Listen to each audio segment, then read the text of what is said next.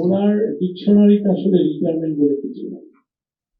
হ্যাঁ, আমি আপনাকে বলতে পারি যে আমি আপনাকে বলি, উনি হয়তো 17 তারিখে যখন শপথ পড়ানো হয়ে যাবে, উনি ফিরে এসে দেখবে যে নতুন একটা কাজে নিয়ে ভাবছেন বা এটা নিয়ে যুক্ত হয়ে পড়েছেন।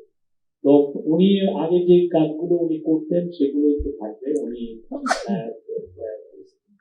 সোশ্যাল বিজনেসের উপরে কথা বলেন, সোশ্যাল বিজনেস পুরো পৃথিবীতে যাতে ছড়িয়ে পড়ে সেই জন্য উনি এটা নিয়ে সারা বিশ্বে কথা বলেন। মাইক্রো ক্রেডিটের বলেন, তারপর হচ্ছে তার 3.0 ভিশনের বিষয় আছে সেগুলো নিয়ে কথা বলেন, এবং পুরো ওনার লাইফটা ডেডিকেটেড ছিল হচ্ছে পভার্টিকে কিভাবে এরাডিকেট করা যায়।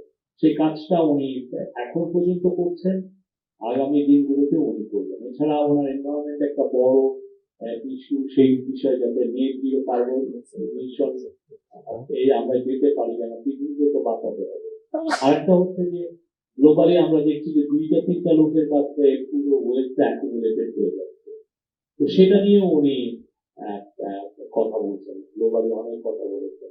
এই নেট ওয়েলথ অ্যাকুমুলেশনটাও যাতে জিরো হয়, সেগুলো ওনার যে 3.0 আরেকটা হচ্ছে জিরো আনএমপ্লয়মেন্ট, সেগুলো নিয়ে কথা বলছেন। এটা উনি ওনার মেসেজ খুবই সিম্পল কিন্তু খুবই প্রফাউন্ড। চিফ অ্যাডভাইজার যখন শেখ হাসিনার 15.5 বছর ওনাকে যে নির্মম ভাবে হ্যারেস করা হয়েছে, তার গ্রামীণ ব্যাংকে উনি প্রতিষ্ঠিত প্রতিষ্ঠান, সেখান থেকে ওনাকে জোর করে সরিয়ে দেওয়া হয়েছে, তার নামে অপপ্রচার করা হয়েছে, তাকে শেষে এসে প্রায় 200টা কেস দেওয়া হয়েছে। তখন তো উনি বিদেশে গিয়েছেন, উনি 6 তলা, আপনি তো জান নাই, আমি গিয়েছি 6 তলায় ওনাকে পায়ে হেঁটে ওই স্টিপ একটা সিঁড়ি, আমি ওইখানে উঠেছি।